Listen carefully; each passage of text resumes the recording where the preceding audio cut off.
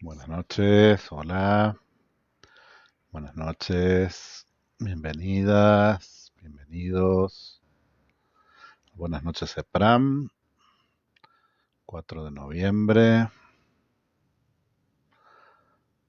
Vamos a mandar un saludo primero.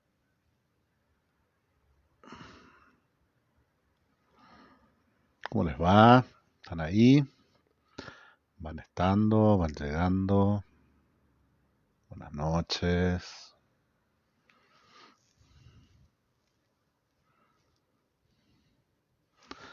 Vamos a seguir hoy con la lectura de Enrique Anderson Imbert. Hoy, en vez de leer varios fragmentos cortitos, vamos a ir con uno un poquito más largo, no tanto, un par de páginas. Así que vamos a tratar de arrancar pronto para que no sea muy largo. Según mi teléfono hay ya algunas personas ahí del otro lado, así que les doy la bienvenida. Espero que estén muy bien. Y en un instante arrancamos ya con la lectura de Licantropía de Enrique Anderson Imbert. Ya primer buenas noches de noviembre ya, de noviembre de este 21.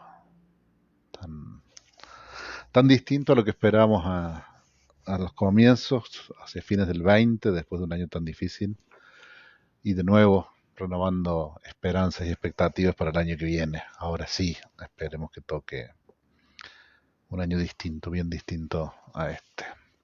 Hola China, buenas noches, qué lindo verte ahora por este medio y, y hace poquito en persona. Bueno, vamos entonces con Licantropía de Enrique Anderson Imbert.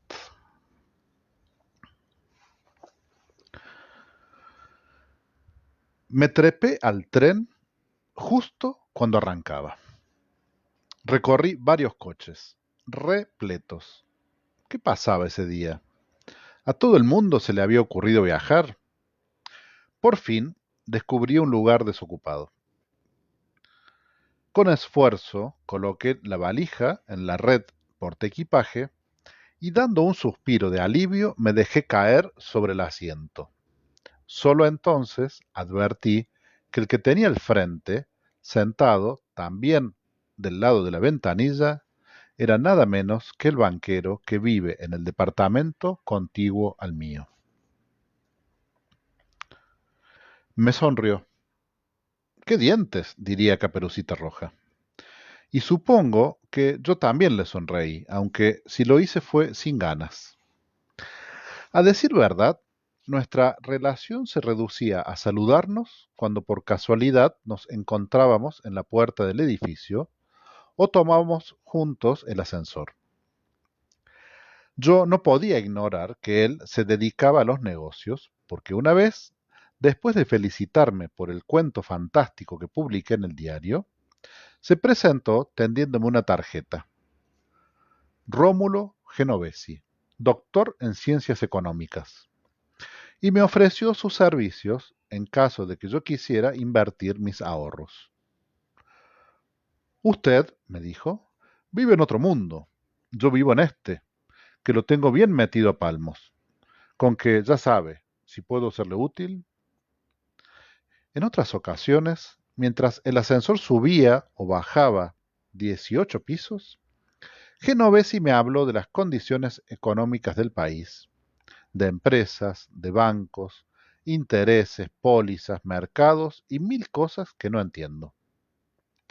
Tal era el genio de las finanzas que me estaba sonriendo cuando me dejé caer sobre el asiento. Yo hubiera querido olvidar mi pobreza, pero la sola presencia de ese especulador me la recordaba. Me había dispuesto a descansar durante el resto del viaje y de golpe me veía obligado a ser cortés. Si en la jaula del ascensor yo respetaba el talento práctico de mi vecino, ahora, en el vagón del ferrocarril, temía que ese talento justamente por adaptarse a la realidad ordinaria, realidad que rechazo cada vez que invento una historia, me resultara fastidioso. Mala suerte. El viaje horizontal en tren, más largo que el vertical en ascensor, iba a matarme de aburrimiento. Para peor, el éxito que Genovesi obtenía en sus operaciones económicas no se reflejaba en un rostro satisfecho, alegre, feliz. Al contrario, su aspecto era tétrico. Teníamos la misma edad, pero él parecía más viejo que yo. ¿Más viejo? No, no era eso. Era algo, ¿cómo diré?, misterioso. No sé explicarlo. Parecía, qué sé yo, que su cuerpo, consumido, desgastado, hubiera sobrevivido a varias vidas. Siempre lo vi flaco, nunca gordo. Sin embargo, la suya era la flacura del gordo que ha perdido carnes. Más que eso, era como si la pérdida de carnes le hubiera ocurrido varias veces. Y de tanto engordar y enflaquecer, de tanto meter carnes bajo la piel para luego sacarlas, su rostro hubiera acabado por deformarse. Todavía mantenía erguidas las orejas, prominente la nariz y firmes los colmillos, pero todo lo demás se aflojaba y caía. Las mejillas, la mandíbula, las arrugas, los pelos, las bolsas de las ojeras. Desde sus ojos hundidos salía una mirada fría, que uno asocia con la inteligencia. Sin duda, Genovesi debía ser muy inteligente. No había razones para dudarlo, tratándose de un doctor en ciencias económicas. Lo malo era que esa inteligencia, ducha en números, cálculos y resoluciones efectivas, a mí siempre me aburre. Nicky hubiera adivinado mi pensamiento.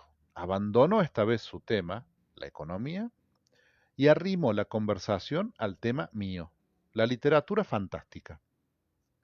Del mismo modo que en el ascensor me había dado consejos para ganar dinero, ahora, en el tren, me regaló anécdotas raras para que yo escribiera sobre ellas y me hiciera famoso.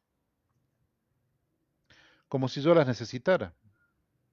Yo, que con una semillita de locura hacía crecer toda una selva de cuentos sofisticos, sofísticos o que, con un suceso callejero, construía torres de viento, palacios inhabitables y catedrales ateas. Yo, veterano, emotivo, fantasioso, arbitrario, espontáneo, grandicuo y genial, ¿qué diablos iba a necesitar de ese vulgar agente de bolsa para escribir cuentos? Su fatuidad me sublevó, pero acallé la mía y lo dejé hablar. Su monólogo tuvo forma de espiral. Genovesi fue apartándose del punto central, exacto, lógico, que hasta entonces yo suponía que era la residencia permanente de todas las profesiones técnicas. La primera vuelta de la espiral fue poco imaginativa. Se limitó a proponerme que yo escribiera un cuento sobre el caso de dos hermanos siameses, unidos por la espalda, que fueron separados a cuchillo en el quirófano del Sanatorio Güemes. Cada uno de ellos, para no sentir dolor durante la operación, había convocado por telepatía a un anestesista diferente. Uno de los siameses llamó a un hindú, que lo hizo dormir, y el otro llamó a un chino, que le clavó alfileres. Desde luego que semejante truculencia a mí no me inspiró ningún cuento.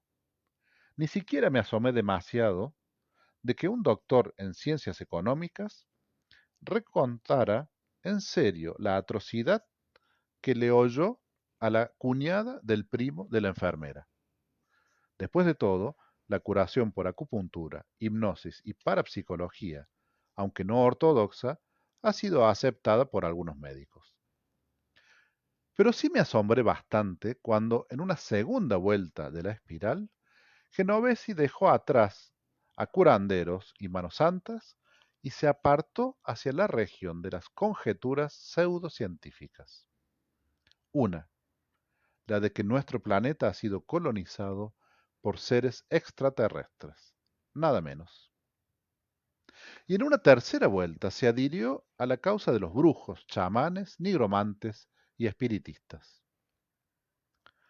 Por rara coincidencia, a medida que Genovesi incurría en el oscurantismo, la oscuridad del anochecer iba borrándole la cara. Ya casi no se distinguía cuando, en otra expansión de su fe, la palabra pasó del mito a la quiromancia y de la astrología a la metempsicosis. No paró allí. En las siguientes espiras de su monólogo, Genovesi se alejó hacia lo que está oculto en el más allá. Él, que como economista jamás hubiera firmado un cheque en blanco, extendía el crédito a cualquier milagrería. Aprovechándose de las críticas a la razón, que le limitan a conocer meros fenómenos, postulaba que debía de haber facultades irracionales y extrasensoriales capaces de conocer la realidad absoluta. Y de su axioma deducía que hay que estar predispuesto a creer aún lo increíble y posible. Posible era que el hombre pudiera vivir en tiempos cíclicos, paralelos o revertidos. Posibles eran las reencarnaciones y las telecinesias y la premonición y la levitación, el tabú y el vudú. Genovesi desenterraba los mismos fantasmas que yo he visto, vivido y vestido en mis propios cuentos, con la diferencia que para él lo sobrenatural no era un capricho de la fantasía. Le faltaba el don de los poetas para convertir los sentimientos irracionales en bellas imágenes. ¿Cómo explicarle a ese crédulo que la única magia que cuenta es la de la imaginación, que impone sus formas a una amorfa realidad sin más propósito ni beneficio que el de divertirnos con el arte de mentir? Aún esa imaginación no es espontánea, pues sólo vale cuando se junta con la inteligencia. La razón es una débil, novata, vacilante y regañada sirvientita, recién avenida en la evolución biológica. Pero sin sus servicios no podríamos disfrutar del ocio, la libertad y la alegría. Genovesi sería muy hábil en sus tejemanejes con los bancos, pero en su comercio de ficciones conmigo, el pobre emergía de pantanosos sueños con el delirio de un neurótico, la inocencia de un niño y el miedo de un salvaje. Aceptaba todo menos la razón. Cuando por ahí, sin saberlo ni quererlo, merodeó una frase unamuniana: la razón es antivital. Tuve que reprimir las ganas de retrucarle con la frase orteguiana: el hombre salió de la bestia y cuando descuida su razón vuelve a bestializarse. Gracias a que todavía no habían encendido las luces del vagón, la noche del campo, una noche sin luna y sin estrellas, penetró por las ventanillas y reinó tanto dentro como fuera. De no ser por la voz, yo habría estado seguro de que ese bulto enfrente de mí seguía siendo Genovesi, hasta que el tren se acercó a aquella ciudad perdida en la pampa y faroles a los lados de las vías empezaron a perforar la oscuridad. Cada destello alumbraba a Genovesi por un instante. Mientras el discurso continuaba, desenvolviendo la espiral de las supersticiones, su rostro reaparecía y desaparecía. Y cuando reaparecía ya no era igual. Genovesi se transfiguraba. Los intermitentes resplandores desde los costados del tren en marcha alteraban sus facciones, coincidían con los saltos que la voz daba de una creencia a otra. Lo que yo veía y lo que yo oía se complementaban como en el cine, y el film era una pesadilla. En eso entramos en un túnel, más tenebroso aún que la noche, y Genovesi fue solamente una voz, que me sonó extrañamente ronca. Esa voz se puso a contarme que hay hombres que se convierten en lobos. Va, el cuentito del licántropo, le dije. Lo contó Petronio en el Satiricón. No, no, su voz salió desde la tiniebla misma. Déjese de licántropos griegos. En la provincia de Corrientes los llamamos lobisones. Le aseguro que existen. Aúllan en las noches sin luna, como esta, y matan. Lo sé. Lo sé por experiencia. Créame, matan. Entonces sucedió algo espeluznante. Los pelos, a mí, no a él, se me pusieron de punta cuando al salir del túnel y al entrar en la estación, los focos iluminaron de lleno la cara de Genovesi. Espantado, noté que mientras repetía, créame, lo sé, el lobizón existe, se metamorfoseaba. Cuando terminó de metamorfosearse, vi que allí, acurrucado en su cubil, el genio de las finanzas se había convertido en un grandísimo tonto.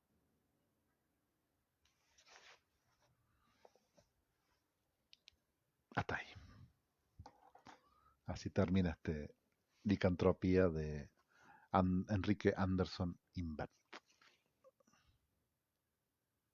No me había dado cuenta la cantidad de palabras complejas que tiene, así que disculpen los traspiés. Hola Susana Elena Turturro, buenas noches. Me alegro, China, que te haya gustado. Y por favor, Elena, Susana, gracias a ustedes por estar ahí. Ojalá les haya gustado, les haya divertido un poquito. Vamos a dejar por hoy, como estamos. Uy, se ha hecho un poquito largo. Les agradezco mucho su presencia siempre en este espacio y nos veremos de aquí a una semana con algún otro texto para leer y sobre todo para acompañarnos un ratito y estar juntos antes de ir a dormir. Que tengan una buena noche, que descansen y nos vemos pronto. Buenas noches, China, buenas noches, Susana, buenas noches a todas y buenas noches, Sepram.